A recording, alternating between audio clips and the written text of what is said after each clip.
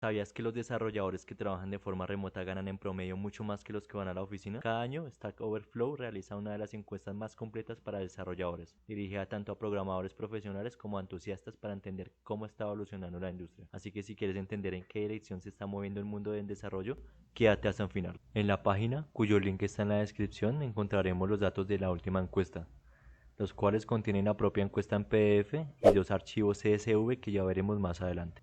En la edición del 2024 participaron aproximadamente 65.000 personas, cuyas respuestas anónimas están en el archivo Survey Results Public, y cabe destacar que aparecen numerosos valores faltantes, ya que muchas de las preguntas eran opcionales o de selección múltiple, así que las opciones no elegidas aparecen como nulas. Adicionalmente contamos con el DataFrame DF esquema, que describe la estructura de cada pregunta, como su ID, el nombre corto de la pregunta en sí, y si era o no obligatoria. Este esquema nos permite localizar rápidamente en qué columna del DataFrame principal está la respuesta a cada pregunta. Por ejemplo, al buscar dos preguntas concretas, nos devuelve de inmediato los nombres de las columnas donde están registradas. Bien, ahora adentrémonos en preprocesamiento para facilitar la interpretación de las respuestas y mejorar la presentación de los gráficos en el análisis exploratorio. Para empezar, podemos notar como en Main Branch hay respuestas algo extensas que describen la profesión del encuestado, así que con Contains las ubico fácilmente y las reemplazo por su versión reducida. Por ejemplo, esta opción la rebusco a Developer by Profession. Como siguiente paso, simplificamos los niveles educativos registrados en EdLevel, dado que varios de estos incluyen aclaraciones nada útiles en los paréntesis.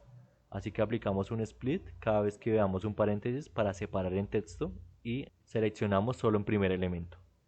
Luego, esta variable que está extensa la podemos hallar con contains y reducir simplemente a titulación incompleta. Y así es como va quedando. Lo que sigue es convertir la columna referente a los años programando a tipo entero. Primero convierto estas dos cadenas de texto a un número y mediante toNumeric la convertimos a tipo numérico, que por defecto es flotante. Y en su parámetro errors aplicamos coerce para que no arroje un error al encontrarse con un valor faltante, sino que lo que hace es convertirlo en un objeto especial de pandas, como el que vemos acá, para luego sí convertir esta columna a formato entero y no hayan errores. Después, para expresar los salarios de forma más legible en los gráficos, escalamos su columna dividiendo sus valores por 1000 y de este modo los ingresos anuales aparecen en miles de dólares, haciendo más intuitiva la comparación entre diferentes rangos. Posteriormente, simplificamos los valores de org size que corresponden a la cantidad de personas que trabajan en la empresa en participante. Empezamos hallando aquellas variables que contienen un número para luego con replace reemplazar en to por un guión. Aplicamos un split y seleccionamos en primer elemento, quedando de esta forma. Por otro lado, esta variable la simplifiqué solo por justMe y vemos cómo se redujo significativamente su contenido. Ahora renombraré solo esta columna que corresponde al salario anual y le asigno un nombre más entendible. Y debido a que contamos con 144 columnas, lo siguiente es escoger solo aquellas necesarias para nuestro análisis, simplemente igualándolo a estos campos. Para terminar esta sección, revisemos cuántos datos faltantes hay en cada columna, y evidenciamos que la cantidad es muy significativa. Sin embargo, decidí preservarlos y tratarlos de manera independiente en el análisis exploratorio, ya que descartarlos altera la integridad del dataset.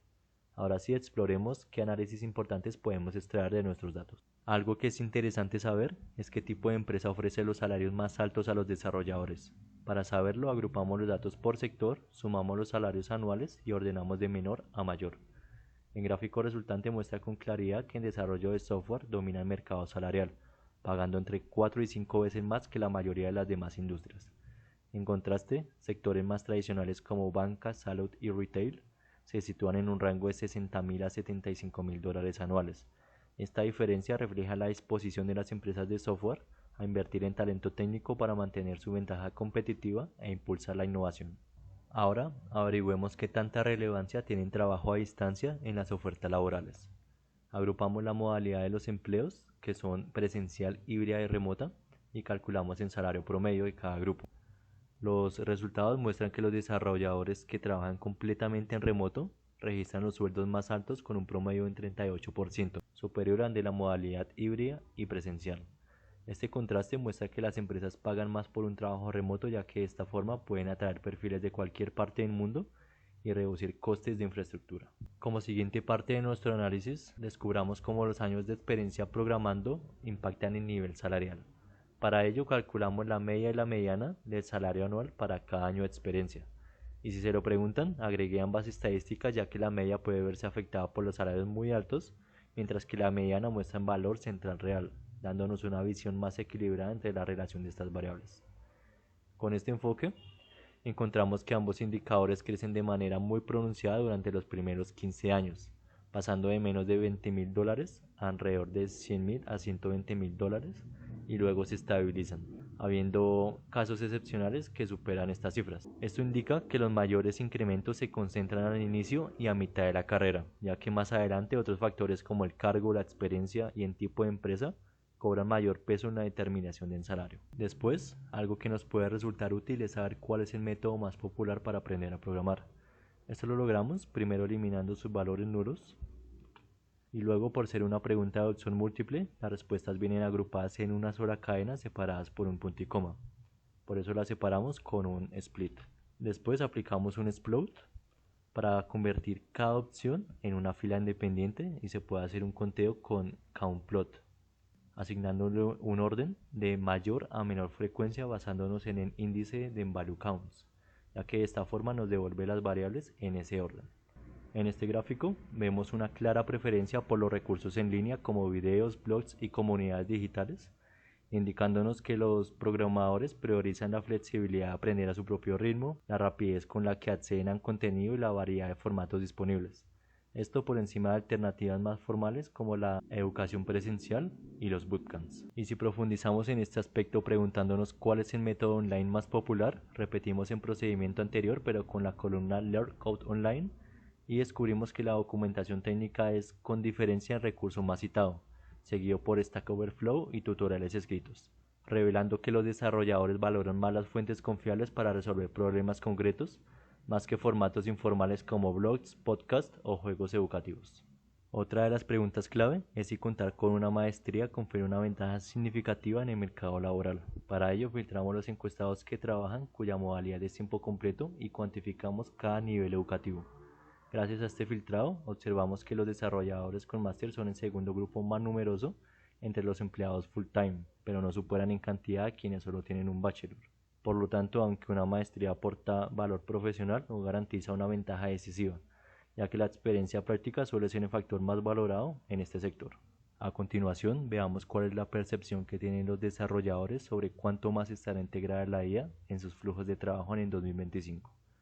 Para ello, primero transformamos en DataFrame de un formato ancho a uno largo usando Melt, tomando las columnas que indican el nivel de integración desde mucho menos hasta mucho más integrado.